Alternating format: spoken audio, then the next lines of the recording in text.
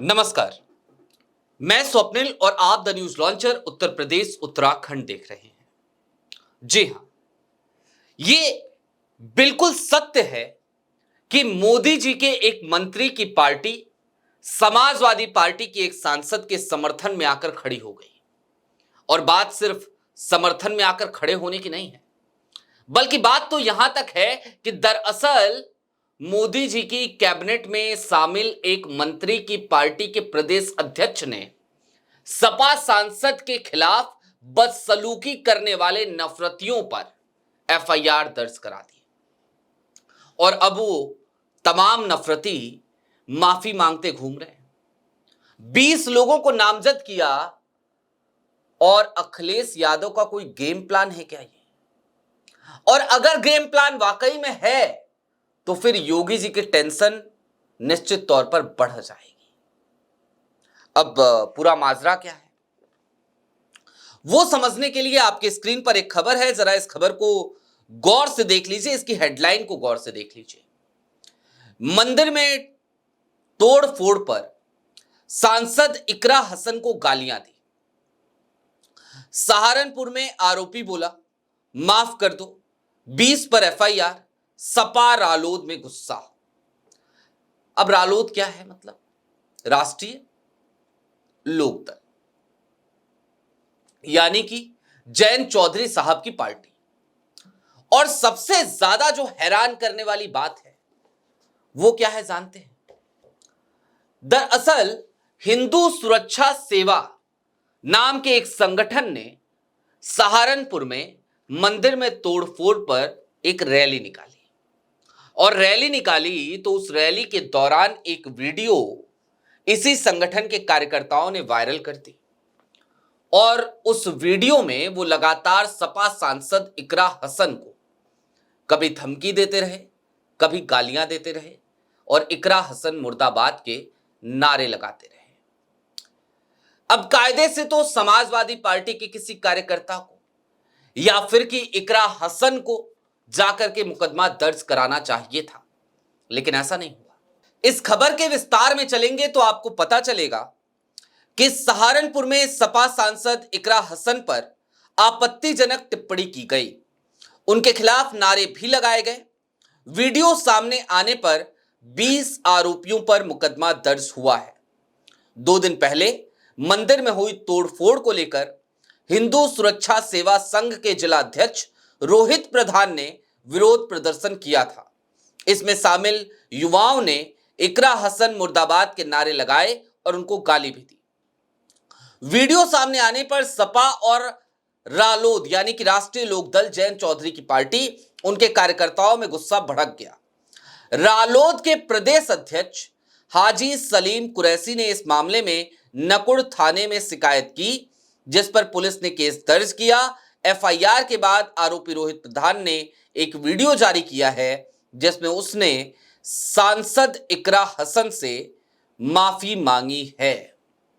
और ये पूरा मामला कहां का है? तो दरअसल गंगोह थाना है सहारनपुर में, उस थाना क्षेत्र का ये मामला है। वहां पे एक गांव है जिसका नाम है छापरा। उसमें 2 दिन पहले बुधवार की रात कुछ असामाजिक तत्वों ने शिव मंदिर में तोड़फोड़ की, मूर्तियों को खंडित किया।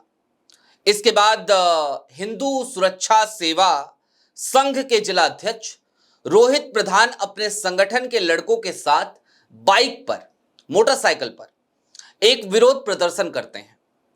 विरोध प्रदर्शन को फेसबुक पर लाइव चलाया गया और इस दौरान कैराना सांसद इकरा हसन के खिलाफ नारेबाजी और अभद्र टिप्पणी का प्रयोग किया गया था। वीडियो में युवक इकरा हसन मुर्दाबाद के नारे लगाते हैं, उसके बाद गाली देते हैं। और वो ऐसी वीडियो है कि मैं आपको दिखा नहीं सकता, आप समझ जाइएगा। सभी युवक बाइक पर सवार थे, जमकर नारेबाजी कर रहे थे। इसके बाद रालोद के जो कार्यकर्ता हैं उन्होंने पुलिस से शिकायत की। गंगोह क्षेत्र में रालोद कार्यकर्ताओं ने कैराना सांसद इकरा हसन के खिलाफ अभद्र टिप्पणी करने का आरोप लगाते हुए कड़ी कार्रवाई की मांग की।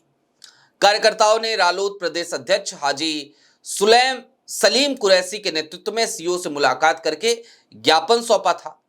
नकुड़ थाना पुलिस ने कार्रवाई करते हुए दैतपुरा निवासी सुरेंद्र सिंह की तहरीर पर रोहित प्रधान पुत्र चंद्रपाल निवासी ग्राम बिराखेड़ी थाना गंगो और 19 अज्ञात लोगों के खिलाफ मुकदमा दर्ज कराया है।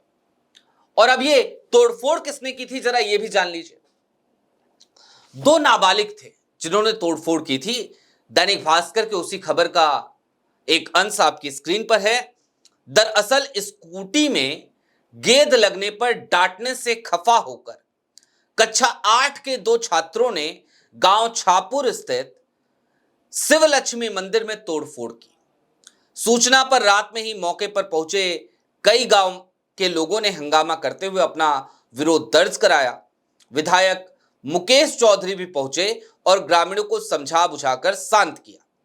पुलिस ने जांच पड़ताल के बाद मामले का खुलासा करते हुए दोनों को पकड़ लिया। पुलिस ने 8वीं के 2 छात्रों को पकड़कर यह खुलासा किया है। अब दोस्तों, कुल मिलाकर इस बात को समझने की जरा कोशिश कीजिए कि 8वीं कक्षा में पढ़ने वाले 2 छात्र हैं, जाहिर सी बात है दोनों नाबालिग हैं, वो कोई हरकत करते हैं, हालांकि ये निंदनीय है, घोर निंदनीय है, दंडनीय कृत्य है, लेकिन क्या किया जाए, नाबालिग हैं, बच्चे हैं, ये एक अलग बात है। लेकिन इसमें इकरा हसन कैसे जिम्मेदार हो जाती है? आपको याद है बिहार में राजद और कांग्रेस के वोट अधिकार यात्रा के दौरान प्रधानमंत्री नरेंद्र मोदी को गाली दी किसने दी? उनकी मां को लेकर अपशब्द किसने कहे?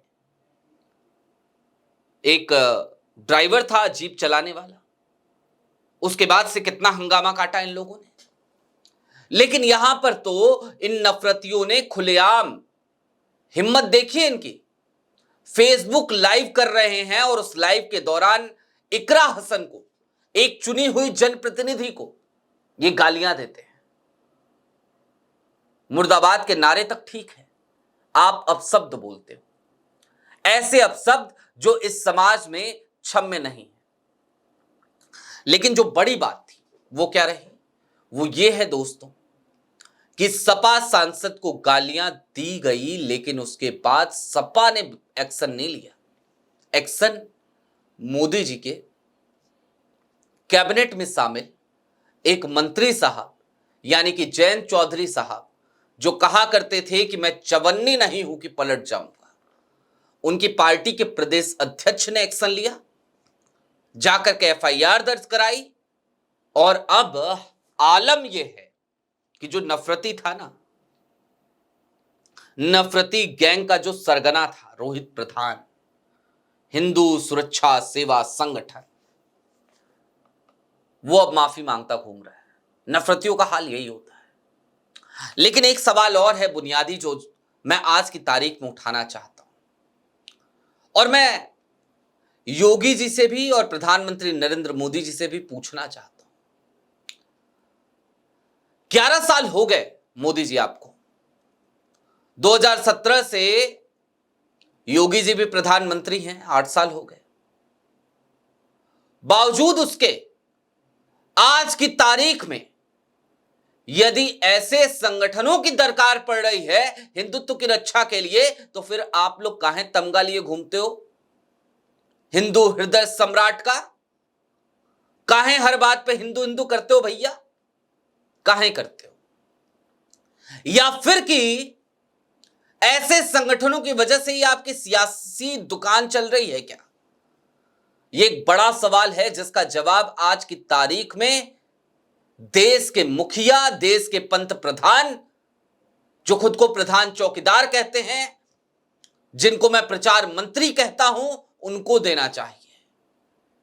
और साथ ही साथ देना चाहिए योगी आदित्यनाथ को।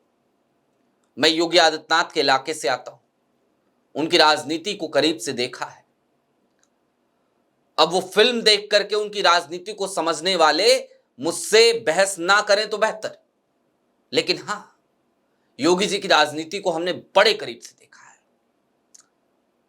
और आज की तारीख में अब सवाल यह भी उठने लगा है कि क्या रालोद की तरफ से जो एफआईआर हुई, इसमें जयंत चौधरी का भी इनपुट था क्या?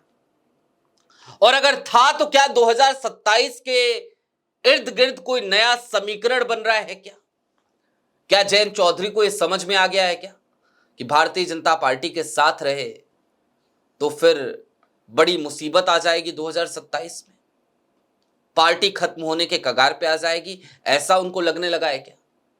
और क्या यही कारण है कि आज अखिलेश यादव की सांसद के साथ उनकी पार्टी जाकर खड़ी हो गई, ना सिर्फ खड़ी हुई बल्कि खुद से एक्शन लिया? और क्या ये अखिलेश यादव और जयंत चौधरी का कोई गेम प्लान है? आपकी क्या राय है कमेंट बॉक्स में जरूर बताइएगा। अभी के लिए दीजिए इजाजत। ऐसे ही तमाम अपडेट्स, तमाम डेवलपमेंट्स के लिए जुड़े रहिए the news launcher Uttar Pradesh Uttarakhand के साथ। बहुत शुक्रिया।